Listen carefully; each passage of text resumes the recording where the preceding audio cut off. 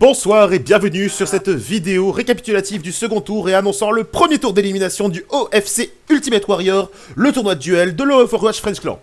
Donc, comme vous pouvez le voir, nous avons eu le droit à quelques surprises. Notamment, nous avons eu un forfait de la part de Jorzan. Ce qui veut dire que Team Ingen va enfin pouvoir refaire des nuits tranquilles. Toujours est-il que nous avons quand même eu d'autres surprises au sein des matchs eux-mêmes. Déjà, nous avons eu des silvers qui battent des platines. Voilà qui est assez impressionnant. Nous avons eu des golds qui s'écharpent comme pas possible. Nous avons eu des matchs annoncés comme des équipes sommaires qui sont devenus de vrais duels. Nous avons eu des pépins techniques. Bref, beaucoup de choses à débriefer ensemble pour ce deuxième tour du Overwatch French Clan Ultimate Warrior, le tournoi de duel mystère. Comme vous pouvez le voir, les matchs sont tous terminés sauf un, celui de Casimir et Sirassi, que nous ferons dès que possible et qui sera diffusé au cours du premier tour d'élimination. Du coup, nous ne savons pas qui sera l'adversaire de Dwarford à présent, et donc ce n'est pas présent dans les matchs suivants, qui sont les matchs les plus attendus. Sur la médaille de bronze, des matchs les plus attendus, nous avons le match entre Armored Pangolin, je sais pas comment ça se dit, et Lou. Mais de toute façon, tout le monde l'appelle Vector, je sais pas pourquoi il s'appelle Armored Pangolin. Bref, dans le coin gauche, nous avons donc Lou. Un joueur qui a été envoyé dans ce coin-là par Nelte, et qui est un joueur extrêmement intelligent et inventif, capable de tirer parti des erreurs de ses adversaires. Et dans l'autre coin, nous avons Vector, Armored Pangolin. Quelqu'un qui justement a tendance à faire des erreurs, à tourner le dos à ses adversaires, mais qui arrive à s'en tirer pour une raison toute bête. Il est monstrueux en hitscan. Alors certes, nous avons le hitscan ne fait pas tout, le choix des héros compte pas mal, mais il se trouve que Armored Pangolin était donné dernier joueur du Discord, le joueur le moins beau et le moins compétent étant donné que celui qui a la cote la plus basse, vu qu'il n'est que Silver, mais il a bien déjoué, comme tout le monde s'y attendait d'ailleurs, étant donné que ça a fait beaucoup rire depuis le début, il a bien su retourner cela pour pouvoir se montrer un adversaire redoutable face à des personnes données bien plus puissantes que lui, et à faire pratiquement jeu égal avec des platines. Pour le plus beau brain, donc c'est-à-dire une nouvelle catégorie, pour donner l'action stratégique la plus intelligente, ce n'est pas tant l'action ou la stratégie qui fut intelligente, c'est sa victime.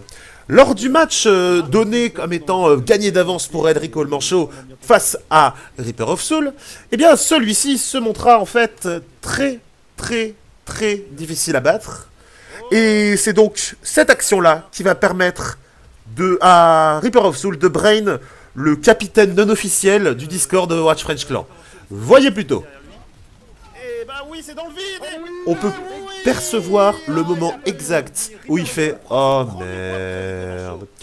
Pour le deuxième match le plus attendu de ce premier tour d'élimination, nous avons Nelte versus Remember Me.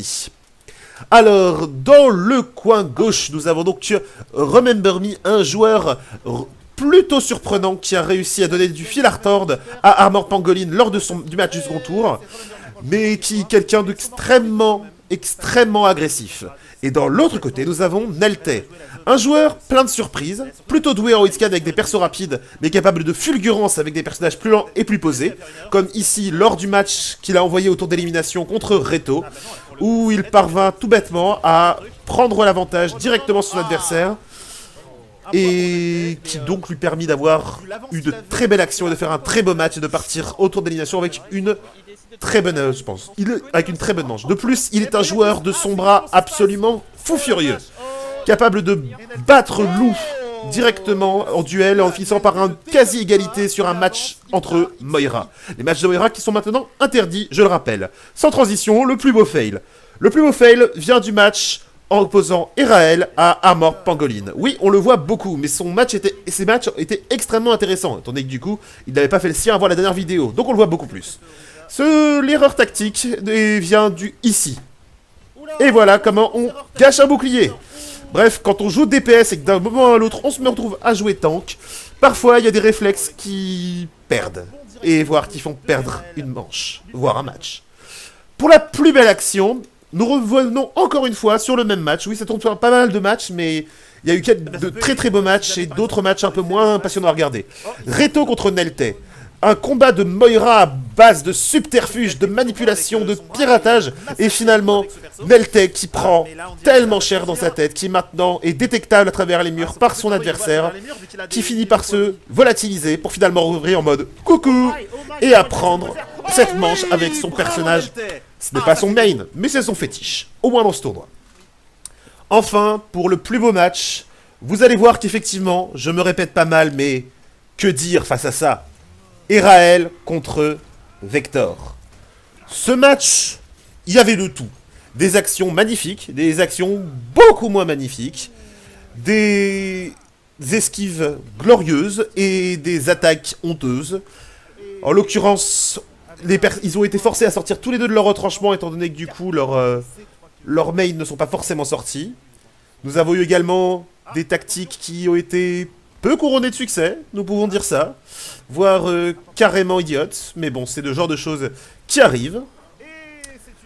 On a pu voir dans ce match, mais tellement de choses, tellement de choses. Déjà, un match qui se finit sur un 4-4, un match aussi serré, c'est toujours un plaisir à regarder. La tension qui monte, les fails, les victoires, tout dans ce match respirait la tension. Et cette tension a été maintenue jusqu'au bout par les deux protagonistes. Certes, c'est aussi dans ce match qu'on trouve le plus beau fail du deuxième tour, que vous avez déjà vu précédemment, mais que dire de ces réussites, de ces éliminations, bref, que dire de ce match? Eh bien, je vais arrêter d'en parler et je vais vous laisser observer les plus belles actions de celui-ci. Oh, ils avaient compris ce qu'il était. Oula. Qu'est-ce que ça va donner? Et non, victoire d'Erael sur ce manche de Chacal, effectif deuxième tour. L'axe de la partie revient à Vector pour sa superbe prestation en tant que Genji. Et effectivement, c'est un magnifique play of the game. Mais la plus belle action du match, ce fut une... D'ailleurs, on remarquera pour la gâchette. Vous voyez plutôt. La pression est à son comble. Surprise!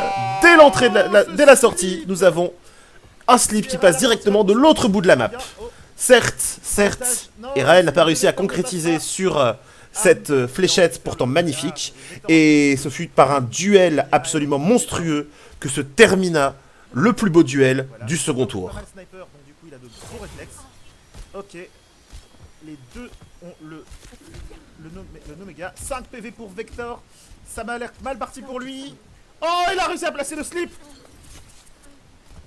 Oh, et non, il n'a pas réussi à prendre l'avantage malheureusement. Cette victoire éclair de Erael montre tout l'intérêt du tournoi et à quel point rien n'est jamais gagné.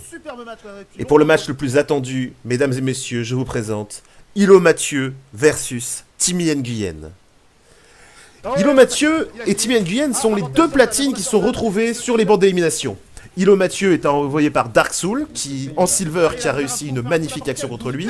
Et Timmy Nguyen nous y ont été envoyés par Jorzan au terme du plus beau match du premier tour.